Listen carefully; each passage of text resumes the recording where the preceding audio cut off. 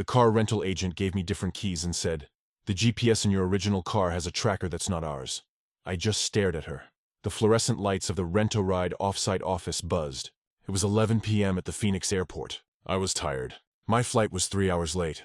All I wanted was the key to my reserved mid-size sedan so I could get to the hotel. The agent, Ramona, according to her plastic name tag, wasn't looking at me. She was looking at a dark sedan parked in the first spot outside the glass window. A blue Toyota Camry. "What do you mean, not ours?" I asked. My voice sounded thick. Ramona tapped a few keys on her old-fashioned terminal. The screen glowed green. "I mean, Mr. Ellis," she said, keeping her voice low. "We put trackers in all our cars. Standard fleet management. They show up on my screen here," she pointed. "Vehicle 42, a blue Camry. Our tracker is green. Functioning," she paused. "There's a second signal, a red one. It's piggybacked onto the car's diagnostic port. So, like a LoJack? Did someone report it stolen?" "No," she said. She finally made eye contact. Her eyes were dark and serious. "It's an active tracker. Military grade, according to the signal packet. We're not supposed to see it, but our new software update accidentally flags them." A prickle of unease ran down my neck. "It's probably just a mistake," I said. "Maybe for a corporate client?" "Your reservation," she said, ignoring my question. "You're here for the Innotech Summit. At the Marriott?" "Yes. How did you—" "It's in the corporate notes. Innotech booked a block of 20 cars with us." She took the keys for the blue Camry and dropped them back into a drawer. The drawer locked with a loud click. She pulled out a different set. "You're taking Vehicle 51, a red Ford Fusion. It's parked in slot B12. But the paperwork? It all says Camry." "The paperwork is correct," she said flatly. "Your contract is for the blue Camry, VIN number ending in 8821. That's the car you officially just rented." She pushed the Fusion keys across the counter. "You will drive the Fusion. Your paperwork will say Camry. When you return, you will give me these keys, and I will check in the Camry." "I don't understand." She leaned forward. The smell of stale coffee and disinfectant hung in the air. "The man who rented the Camry before you. He was also here for the Innotech Summit. His name was Silas Croft. He rented it 3 days ago. And he never returned it." My stomach tightened. "What, he just kept it?" "He disappeared," Ramona said. "His luggage is still at the Marriott. His company reported him missing this afternoon. The police found the Camry abandoned out near Apache Junction. Wiped clean, but—" "The car is right there," I said, pointing out the window. "That's the one he was supposed to rent. He never took it. I did the same thing for him. I put him in a different car, a silver Impala. I was lost. So they found the Impala, not the Camry?" "Yes. But the person tracking him thinks he was in the Camry, because that's what the reservation says. That tracker was in the Camry 3 days ago. It's still there. They're waiting for the next person who rents that specific car. The next person. You, Mr. Ellis." She looked at the clock on the wall. 11:07 p.m. "They're waiting for you to get in that car and lead them somewhere." "Lead them where?" "I'm just a software engineer. I'm going to my hotel." "Don't go to your hotel," she said. Her voice was sharp. "They'll be watching the hotel. They'll be watching for the Camry. They'll be watching for you." "This is insane," I whispered. I should call the police." "And tell them what? That a rental agent has a conspiracy theory? That a red light is blinking on her screen?" She slid a business card across the counter. It was blank except for a cell phone number written in blue pen. "Take the Fusion. Drive somewhere public, a 24-hour diner. Not the gas station next door. Go at least 5 miles away. Call me from a new location." "Why are you doing this?" "The man who disappeared. Silas Croft. He was my cousin." My breath caught. "He called me right after he left here. He said someone was following him. He said he was going to meet a journalist. Then, nothing. The police say he just left town." She looked back at the blue Camry. "I don't think he left town. I think they got him. And they're waiting for whoever he was supposed to meet. Or maybe they're just cleaning up." I grabbed the keys to the Fusion. My hand was shaking. "B12, I said. "B12, go out the side door. Don't look at the Camry. Just walk to your car and leave." I did as she said. My rollerboard suitcase rattled on the broken asphalt. The night air was dry and cool. Lot B was around the corner, dimly lit. I found the red Fusion, threw my bag in the trunk, got in the driver's seat. The engine turned over quietly. I pulled out of the spot, heading for the exit. The exit lane passed right by the front of the rental office. Right past the blue Camry, I couldn't help it. I looked. A man was standing next to the Camry. He was tall. He wore a dark gray suit that looked expensive, even in the bad lighting. He was standing by the passenger door, just standing there. He wasn't on his phone. He wasn't smoking. He was just watching the office. As my red Fusion passed the exit booth, the man turned. His head moved slowly, deliberately. His eyes found mine through the windshield. He didn't wave. He didn't smile. He just watched me drive away. I hit the gas, tires squealing onto the access road. My heart was a drum against my ribs. I drove. I didn't look back. I passed my hotel, the brightly lit Marriott. I kept going. I drove for 10 minutes, my knuckles white on the steering wheel, until I saw the glowing sign of a Mel's Diner. It was packed, even at this hour. I pulled into the parking lot. I sat there for a full minute. The engine off. Silence. My hands were trembling so badly I could barely unlock my phone. I dialed the number from the card. She picked up on the first ring. "You saw him, didn't you?" Ramona's voice was tight. "Yes," I whispered, watching the diner's neon sign flash on my windshield. "Who was that? What the hell is going on?" "I don't know who he is," she said, "but I know what they're doing. They're from Inotech. Not your part of it. The other part, the R&D division. What about them?" "My cousin Silas. He found something. In the new biometric scanners they're announcing at the summit." "The Veritas system?" I said. "That's just a prototype. It's for secure payments." "That's what they say." Ramona's voice was grim. "Silas said it's not a payment system. He said it's a weapon. And he said the people who built it, they've used it before." "Used it how?" "He didn't tell me. He just said, they're not just scanning faces, Ramona. They're scanning vital signs, and they can change them." He said he had proof. A drive. He was supposed to give it to a journalist. A horrible realization washed over me. "And they think he gave it to me? Or that I'm the journalist?" "I don't know," she said. "But Silas is gone. And that tracker is still active. They're hunting. And now they're hunting you." I sat in a cracked vinyl booth at Mel's Diner. The coffee was thin and tasted like burnt plastic. Across from me, Ramona stared into her own cup. She hadn't touched it. "Tell me everything," I said. "From the beginning. Why would Inotech, my company, be doing this?" This is a software summit. "My cousin Silas," she said, her voice flat. "He wasn't just my cousin. He basically raised me." I waited. The clatter of plates from the kitchen was the only sound. My parents, his aunt and uncle, they died when I was 16. Silas was 24. He had just graduated college. He put his entire life on hold to take me in. He worked 2 jobs to keep our apartment. She finally looked up. Her eyes were red, but she wasn't crying. She was angry. "He did everything for me. He was a good man, Ellis. The best I knew." "What happened to his parents?" "The plane crash. 10 years ago," she nodded. "A small charter plane.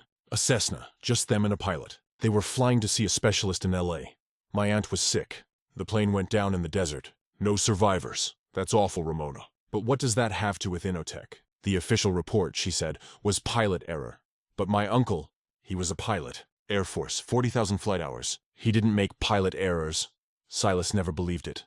She leaned forward. "He spent years digging. It took him 2 years just to find the connection. The charter company, Desert Wings Aviation, was a tiny outfit. 6 months before the crash, it was bought by a shell corporation, a holding company based in Delaware. And that company was a subsidiary of Inotech's R&D division, the same division running the Veritas project. My blood ran cold. 10 years ago? The tech didn't exist then, the idea did. Silas believed his parents were the first test, a proof of concept. He believed they sabotaged the plane's avionics, remotely. He spent the last decade becoming one of the best security auditors in the country. He got the job at Inotech 9 months ago. He got that job to burn them to the ground. And now he's missing. Now he's missing, she confirmed. He knew he was getting close. "He gave me this." She slid a folded piece of paper across the sticky table. It had a username and a long, complex password. The site was Cyphermail, a high-encryption email service. He said if I didn't hear from him for 24 hours, I should find a way to access this. He said his research was in the drafts folder. He was afraid to send anything. I pulled out my laptop. "The diner Wi-Fi is a bad idea," I said. "Too public." I switched on my phone's hotspot. It felt safer. Barely. I booted up, opened a private browser, and typed in the credentials. The inbox loaded. It was stark. No received messages. No sent messages. Just 4 items in the drafts folder. The subject lines were simple. Victim 1, Thorn. Victim 2, Petrova. Victim 3, Carter. Contingency. "My God," I whispered. I clicked the first one. It was a collection of notes. Victim 1, Dr. Eris Thorn. Age 45. Consulting cardiologist for the Veritas project. Died 8 months ago. Cause of death: sudden, massive heart arrhythmia. I read the line out loud to Ramona. Silas's notes say Thorn was healthy. No prior heart conditions. He filed an internal ethics complaint about Veritas 2 days before he died. The complaint was lost. Veritas, Ramona said, her voice trembling. It scans vital signs. Heart rate. Blood pressure. Silas told me, what if it doesn't just read vitals, Ramona? What if it writes them? I felt sick. What if it can just tell a heart to stop? I clicked the second draft. Victim 2, Petrova. Lena Petrova, investigative journalist. She was working on a story about Inotech. Died 4 months ago. Drove her car off the Black Canyon Bridge. Official reports said it was a sudden, unexplained epileptic seizure. I looked at Ramona, the Veritas system. It scans brainwave patterns for identity verification. Or to create them, she said. Like a seizure. Silas's note, I said, my voice shaking. Petrova had no history of epilepsy. She was on her way to meet a whistleblower. The whistleblower never showed up. I opened the third draft. Victim 3, Carter. Ben Carter. Junior programmer on the Veritas team. Disappeared 1 month ago. No body. No trace. Just gone. My stomach dropped into my shoes. What is it? Ramona asked. I knew Ben Carter. Not well. We were on a few video calls. He was brilliant. He was on the biometrics team. He vanished from the company directory. They told us he took an urgent personal leave. His family hadn't heard from him. Silas's note was short. Ben found the override module, the back-end code that allows biometric calibration. He was terrified. He was going to back me up. Now he's gone. They're cleaning house. This wasn't an accident. This wasn't a coincidence. This was a pattern. A pattern of 3 bodies. 4, counting Silas. And I was supposed to be number 5. Ellis, Ramona said, grabbing my arm. The last one. Contingency. I clicked it. It wasn't a note. It was a forwarded message. The original sender was hidden. Codenamed Nightingale. The message was brief. Silas. They know. They're on to me. Varma is dirty. I repeat, Varma is dirty. He's on their payroll. He's the one who ID'd you. I'm compromised. The drive is secure. All the physical proof. The demos. The financials. It's in the box. Key is with R. They're moving the timeline up. The summit is the final presentation. The deal closes in 48 hours. You have to move. Burn this. And I read the message twice. Who is Varma? I asked. A detective, Ramona said, her face pale. Silas had a contact with Phoenix PD. He said Varma was the only one he trusted. He was feeding him information. Oh my God. Varma is dirty. He was walking into a trap. And Nightingale? The journalist. The one he was supposed to meet 3 days ago. The one who must be Lena Petrova's replacement. I looked at the last line. Key is with R. I looked up at Ramona. She nodded. Slowly. She reached under the collar of her Rent-O-Ride polo shirt. She pulled out a thin silver chain. On it was a small brass key. A safe deposit box key. He gave this to me 2 weeks ago, she whispered. He said, if anything happens to me, you'll know what to do. He said it was our insurance policy. The drive, I said. The physical proof. It's in a safe deposit box. We have to get it, she said. And do what? We can't go to the police. Varma is their man. I don't know, she said, clutching the key. But we're the only ones left. Silas, Thorne, Petrova, Carter, they're all gone. We're all that's left. I looked out the diner window. The parking lot was empty, save for our red Fusion and a tow truck. But as I watched, a dark car pulled into the lot. A blue Toyota Camry. It parked at the far end of the lot. The man in the gray suit got out. Ramona, I said, my voice catching. He's here. He's here. Ramona's head snapped up. She saw him through the diner window. The man in the suit, I whispered. He was standing by the blue Camry. He wasn't even looking at it. He was staring right at us. He started walking toward the diner's front door. Ramona. Back door now. Kitchen, she said, her voice sharp. This way. We didn't run, not yet. We walked. Fast. I threw a $20 bill on the table, next to the cold coffee. The cook at the grill, half asleep, barely looked up. We pushed through the swinging metal doors. The smell of old grease and floor cleaner hit me. Out this way, Ramona said, pointing to a red exit sign propped open with a chair. The door groaned. We were in a dark alley. Dumpsters lined the walls. The hum of a transformer was loud. Our car is in the front, I said, my voice tight. He'll be watching it, she said. We can't go to the car. We ran. Gravel crunched under my feet. The alley felt a mile long. We burst out onto the main street. A block behind the diner, a set of headlights flared to life. A black SUV. It had been parked in the shadows, waiting. The man in the suit wasn't the only one. The SUV's engine roared. It U-turned, tires screaming, and headed straight for us. Run, Ramona yelled. We sprinted across the street. A 24-hour convenience store. In here, I yelled. We ran past the gas pumps. The SUV was fast. It cut across 3 lanes of empty road. It didn't just pull up. It drove into the convenience store lot. We didn't stop. We ran straight through the store. Hey, you gotta pay for that. The clerk shouted at our backs.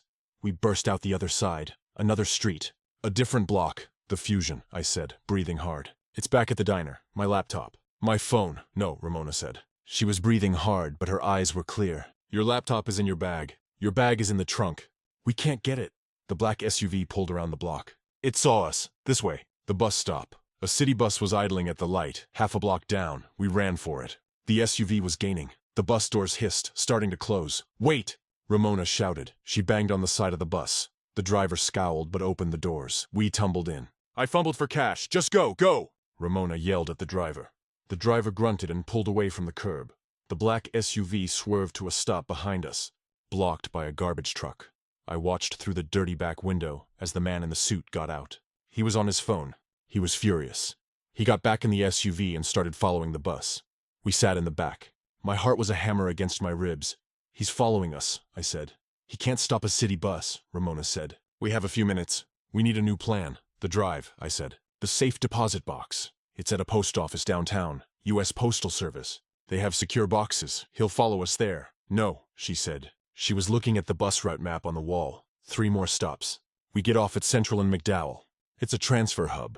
Lots of people. And the car? The Fusion? My bag? "Forget it," she said. Her voice was ice. "It's compromised. Your phone is in the car?" "Yes, in the center console." "Good. They'll track that. It'll buy us time. They'll find the car. They'll find the phone. They'll think they're close. And my laptop? It's in the trunk. They'll get that too." My stomach turned. My whole life was on that laptop. "It's just stuff," Ramona said. "Silas is gone. We have the key. That's all that matters." The bus hissed to a stop. Central and McDowell. "Now," she said. We got off, melting into a small crowd of people waiting for other buses. The black SUV was 2 cars back at the red light. "Don't look," Ramona said. "Walk. Normal." We walked around the corner, behind a bus shelter. "We wait here," she said. "The number 12 bus. It goes the other way, toward the suburbs. But the post office is downtown. We have to lose them first." The light turned green. The SUV drove past, still following our original bus. I let out a breath I didn't know I was holding. "They're gone. For now. They'll be back," she said. "They'll find the car. They'll check the bus route. They'll figure it out. We have hours, maybe. Not days." We took 2 different buses.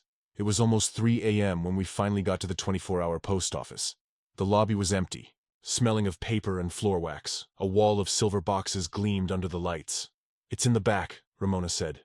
She used her key to open a heavy door into a secure room. More boxes. These were larger. She walked to box 412. She put the key in. Turned it. Nothing happened. "It needs a second key," she whispered, her face pale. "The attendant's key. But it's 3 a.m. There's no attendant." "Silas, he must have known." She looked at the keyhole. There was a small PIN code pad above it. "A code," I said. "Did he give you one?" "No, nothing. Think," I urged. "Something from the email. A number. The victims," I said. 3 victims in the email. Then Silas. Then his parents. 10 years ago, the crash," she whispered. 10 years ago, the date. He never forgot the date. He visited their graves every year. What was the date? October 9th, 10:09. She typed 1009. The light flashed green. A heavy click echoed in the quiet room. She turned the key. The small metal door opened. Inside was a simple manila envelope. She pulled it out. Her hands were shaking. Inside was a single black USB drive. "He did it," she whispered. "He got the proof." We had to see what was on it. We walked 2 miles. The streets were empty. The sky was turning a faint sick gray. The main library. It opened at 5 a.m. for students. We found a row of public computers in the basement. I plugged in the drive. A single password prompt appeared. "A password," I said. "The code was for the box. This is for the drive." "Think like Silas," Ramona said. "He was a security auditor. He was smart, but he was also sentimental." "The first victim. The one who started it. Dr. Thorne?" "No," she said, her eyes wide. "His parents. The first real victims. The plane crash." "What was the name of the charter company?" I remembered it from the diner. Desert Wings. Desert Wings Aviation, I typed. Desert Wings. The prompt vanished. A folder opened. It was full of files. One folder was labeled Financials. Another was Demos. I clicked Demos. The first video file was named Test Subject Swine MP4. I clicked it. The video player opened. It was grainy, dark footage. A lab. A pig in a metal enclosure. A man in a lab coat was on the other side of a glass wall, sitting at a computer. Subject is stable. A timestamp said at the bottom. The man at the computer typed something. On screen, the pig squealed. It stood up, stiffened, it fell. Over, convulsing. A heart rate monitor in the corner of the video. Flatlined. "Test successful," the man in the lab coat said. I felt bile rise in my throat. I clicked the next video. Seizure induction to primate.mp4. I couldn't watch. I closed it. "My God," Ramona whispered, her hand over her mouth. "He wasn't lying," I said. "It's a weapon." They weaponized a heart monitor. I clicked the financials folder. There was one file, a PDF. Project Veritas Sale Agreement PDF. It was a contract. Innotech R&D was selling the Veritas system. The buyer, Ethelred Military Corporation, a private military contractor. The price, $400,000. The sale was contingent on a successful final demonstration. The date of the demonstration, tomorrow. At the Innotech Summit. They're not just selling it, I said. They're selling it tomorrow. The summit. It's just a cover for the arms deal. We have to stop this, Ramona said. We can't go to the police, I said, my voice shaking. The email was clear. Varma is dirty. That means Phoenix PD is compromised. So what do? She said. We can't just walk into the summit. The man in the suit. They'll be everywhere. Nightingale, I said. What? The journalist. The one who sent Silas the warning. Nightingale. They're still out there. They knew Varma was dirty. They knew about the drive. They're the only ones we can trust. How do we find them? Nightingale isn't a name. Silas left one more draft, Ramona said. I looked at her. There were only 4. Thorne, Petrova, Carter, contingency. No, she said. There was a 5th. I didn't open it. The subject line was just, Hail Mary. I logged back in. The drafts folder. There it was. Hail Mary. I clicked it. It was just a phone number. A 480 area code. A burner phone, I said. We have to call them, Ramona said. From a public phone. Not a computer. Not a cell. I looked out the library window. Across the street, an old, forgotten payphone stood on the corner. Let's go, I said. Let's go find Nightingale. We stood in the pre-dawn chill, the sky a bruised purple. The payphone smelled like rust and urine. I picked up the receiver. It was heavy, cold. I put in a handful of quarters. The tone buzzed. Ramona read the number from her phone. I still had her phone. Mine was long gone. 4805559211. I punched in the digits. It rang once, twice. A man picked up. His voice was gravelly, tired. Yeah, I'm looking for Nightingale, I said. My voice was a croak, a long silence. Who is this? The man asked. My name is Ellis. I'm with Ramona. We're friends of Silas Croft. Another pause. The man sighed. It was a sigh of deep exhaustion. Thank God. I've been waiting. I'm Detective Varma, Phoenix PD. I looked at Ramona. Her face was a mask of confusion. But the email, I said into the phone. It said Varma was dirty. I know, the detective said. Silas thought I was. I was feeding him bad info. On purpose. To see if he was compromised. He was. The leak wasn't me, kid. It was his own damn email. They were reading him. By the time I realized, it was too late. He was gone. It made a twisted kind of sense. Nightingale, he continued. That's my journalist CI. She's the one who sent that warning. But she's gone dark. I think they got her. So you're on our side? Ramona said, loud enough for him to hear. I'm the only one on your side, Varma said. I've been investigating Innotech for a year. Kincaid. He practically owns this city. I need proof. Silas said he had a drive. Do you have it? Yes, I said. We're at the main library. Don't move, he said. Don't talk to anyone.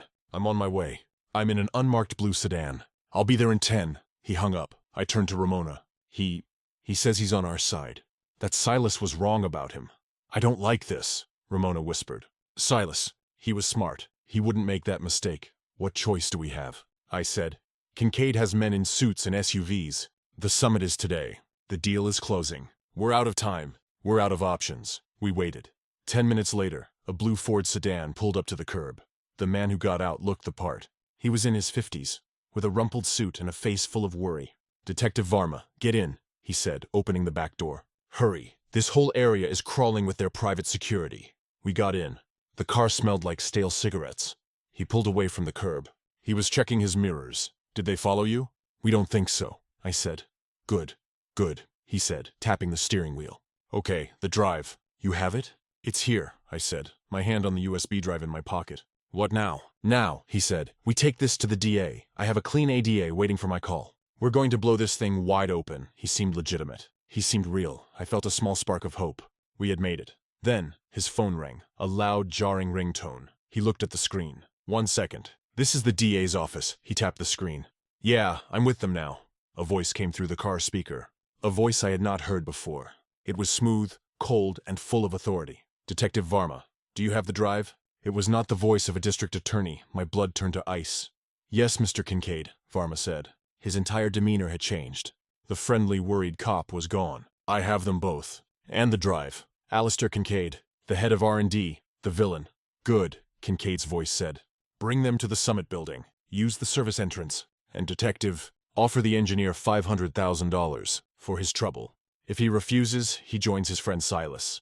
Varma hung up. He looked at me in the rearview mirror. His eyes were dead. You heard the man, Varma said. He pulled his service weapon from a shoulder holster and laid it on the passenger seat next to him. Hand me the drive, kid. Slowly. You bastard, Ramona whispered. Silas trusted you. Silas was a fool, Varma said. He was a mole sniffing around a 10-year-old case. Kincaid pays a lot better than the city of Phoenix. Now, the drive. I handed it to him. He took it. Dropped it in his pocket. You won, I said. My voice was hollow. It's over. It's over, Varma agreed. He was pulling up to the Inotech tower. A gleaming glass monster. He drove past the main entrance toward a steel service door in the back alley. Now, you're both going to be very quiet. A horn blared. What the? Varma said. I looked to my left. A black armored-looking van was speeding down the alley. No lights, it was not slowing down. Varma, I yelled. The van T-boned us. The sound was a deafening explosion of metal and glass. My head slammed into the seat in front of me. My ears were ringing. The car was destroyed.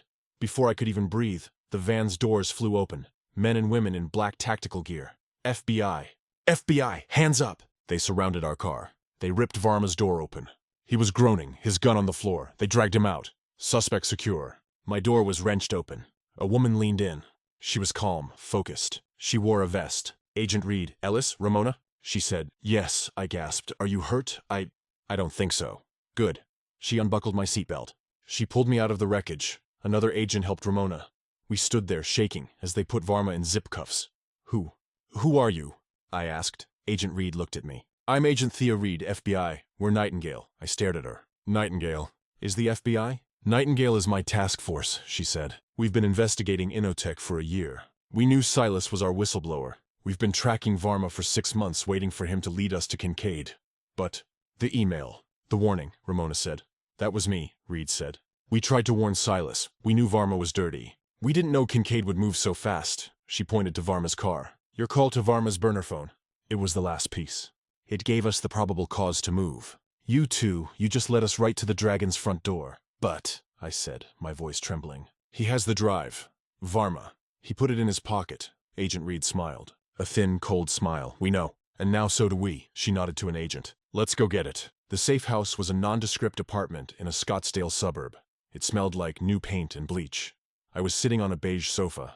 Ramona was in an armchair, a shock blanket around her shoulders. Agent Thea Reed stood in the center of the room, a tablet in her hand. An agent had just placed the USB drive on the coffee table. It looked so small. We have the drive, Reed said. The files are horrifying. They're enough to build a case. Eventually. Eventually? Ramona said, her voice sharp.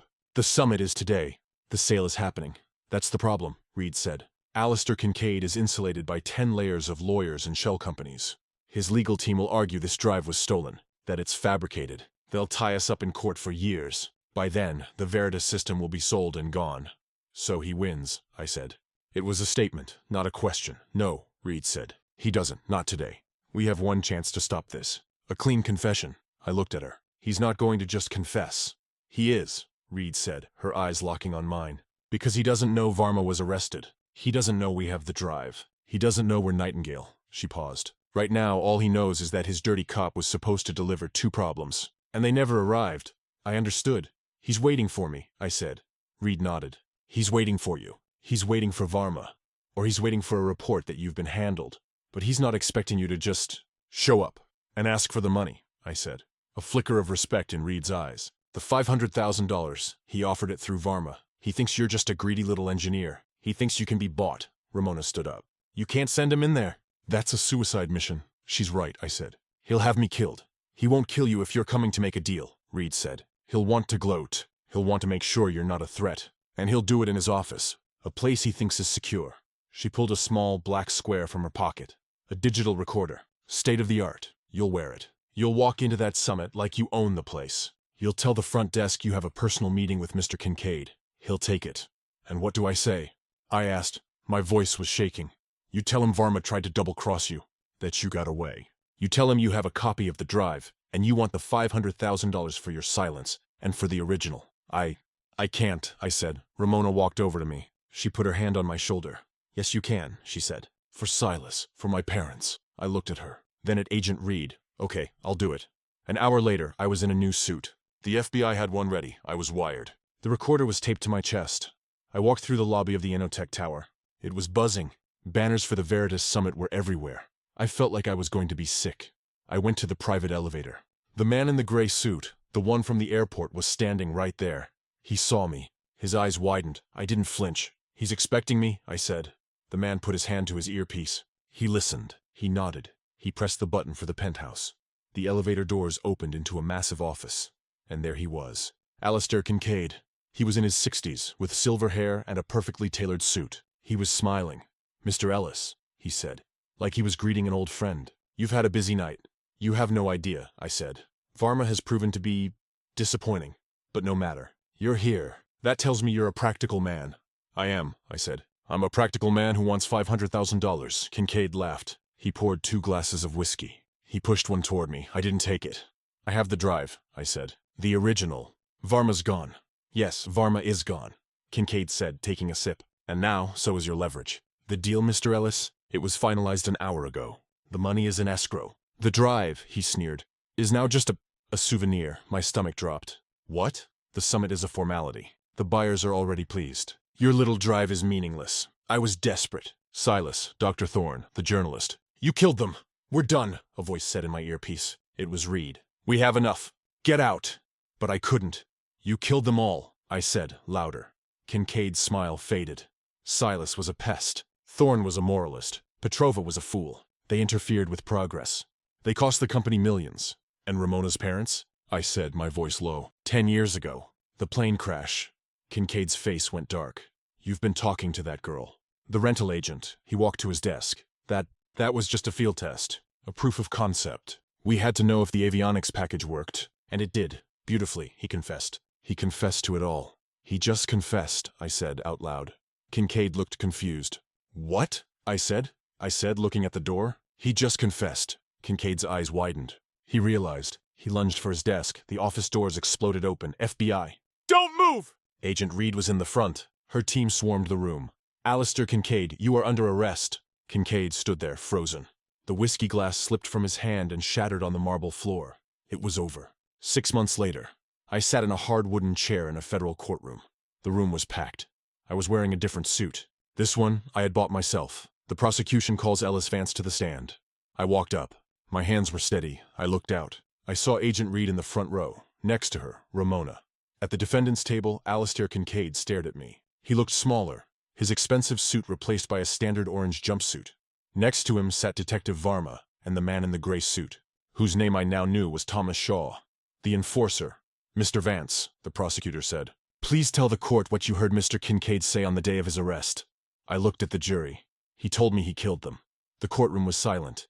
He said Silas was a pest. He said Dr. Thorne was a moralist. He said the journalist, Lena Petrova, was a fool. I took a breath. And he said Ramona's parents.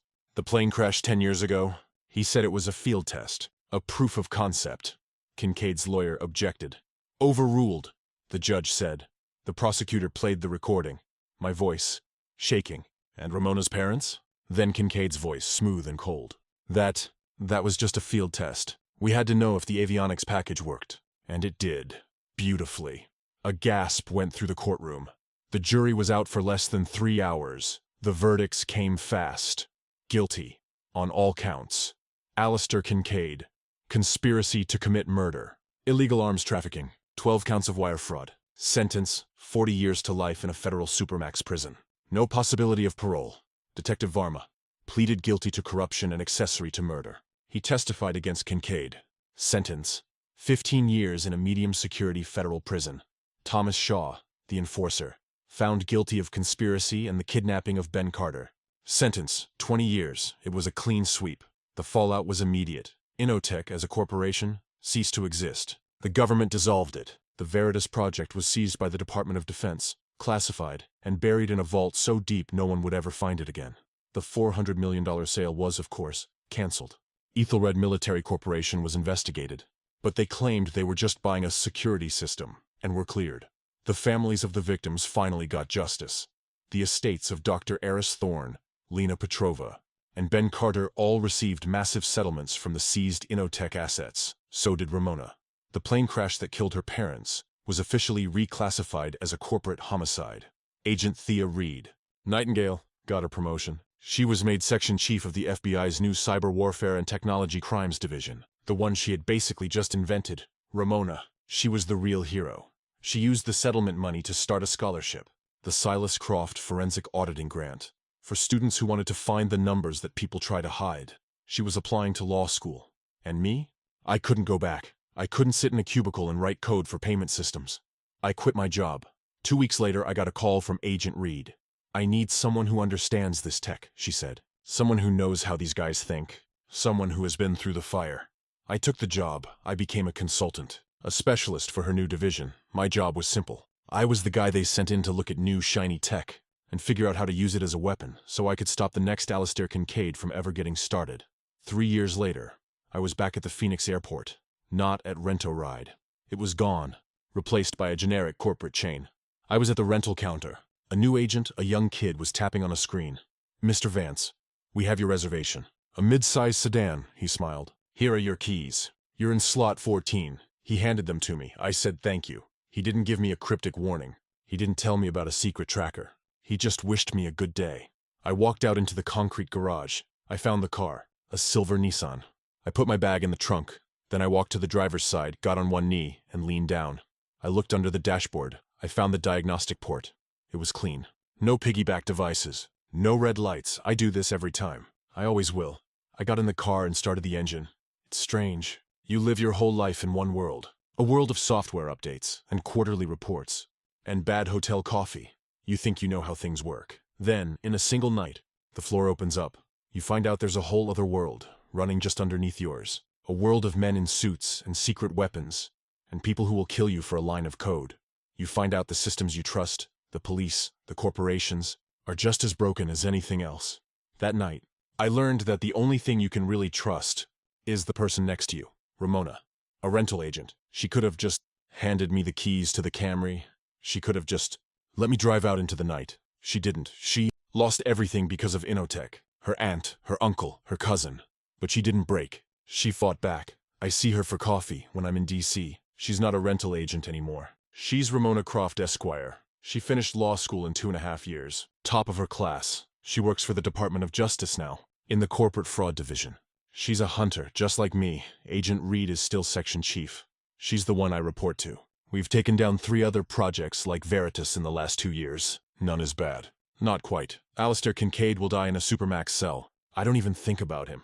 I think about technology. I think about the fact that Kincaid was right about one thing. Progress. It never stops. People are always building something new, and someone somewhere is always figuring out how to turn it into a weapon. My job is to find them first. A tracker. That's not ours. That's what Ramona said. It turned out to be the defining phrase of my life. I'm the one who finds the trackers now. The ones that don't belong. The ones hidden in the code, hidden in the hardware, hidden in the systems we're supposed to trust. I pull them out into the light. I pull them out, and I show them to the world, and that has made all the difference.